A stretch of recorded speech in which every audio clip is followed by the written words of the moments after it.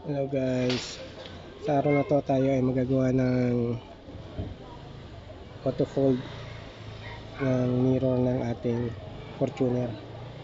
Hindi ko pala Fortuner to. Gagawin lang natin yung sunod natin ito. Tatanggalin natin.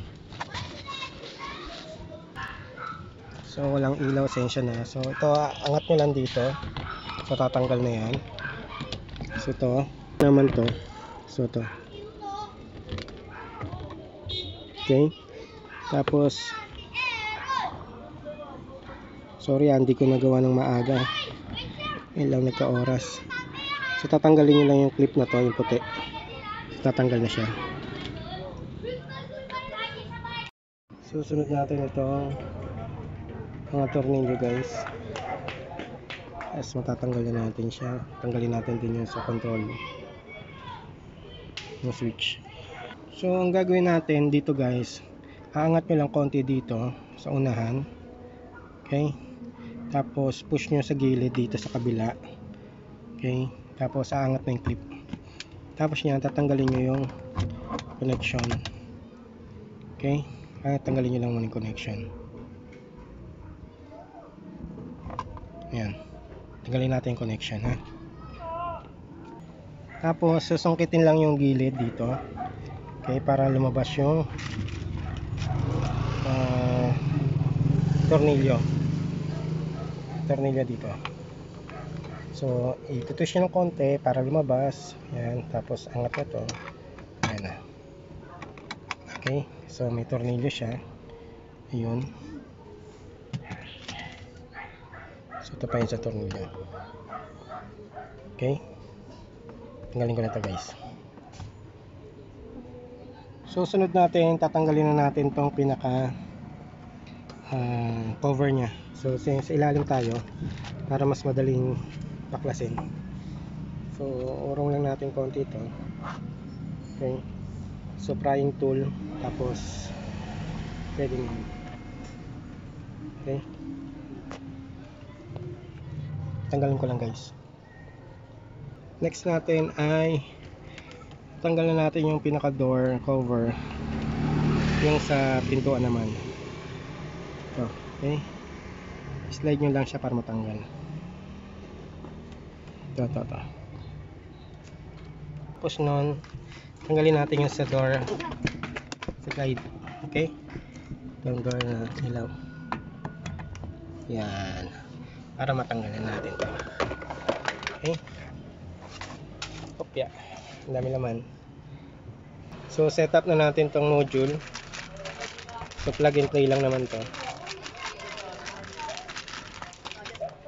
So hindi na tayo magka-cut ng wires. Okay,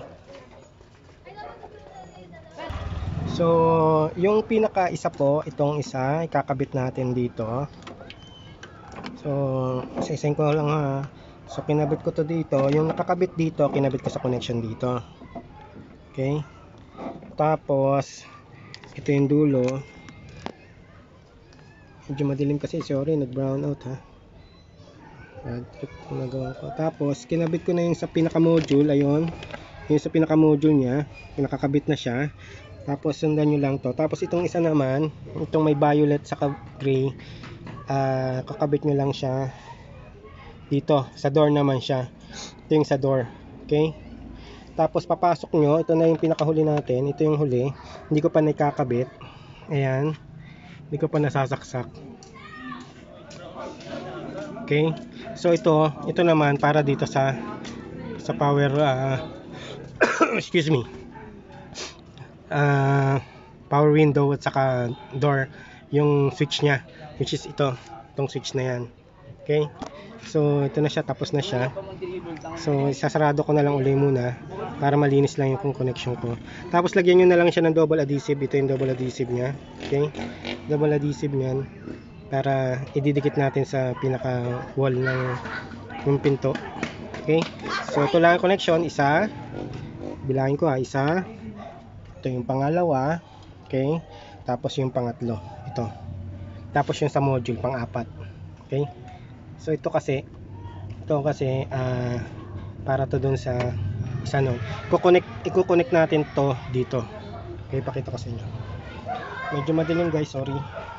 Na-timingan ako ng brownout. So ito no, ito siya oh. So ito, i-click ko na ha. Yun yung connection niya. Ito naman yung connect natin ngayon doon sa connection ngayon doon sa pinaka power button, which is ito. Dito. Okay?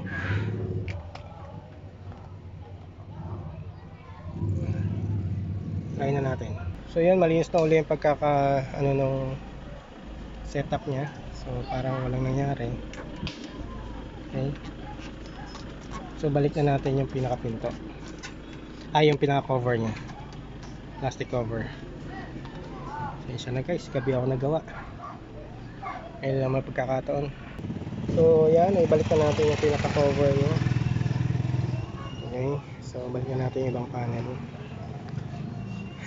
Brown out. So ito na po yan. Okay na siya. So try na natin yun. So naka on. Oh shit, wala, madilim guys eh. Ano ba ito? Dapat to gabi. Ay umaga. Ayan na umaga.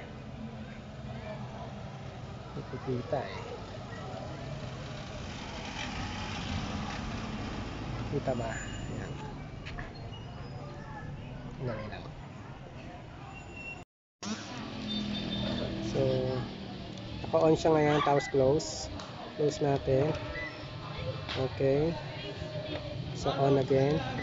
Okay, ito so close, open.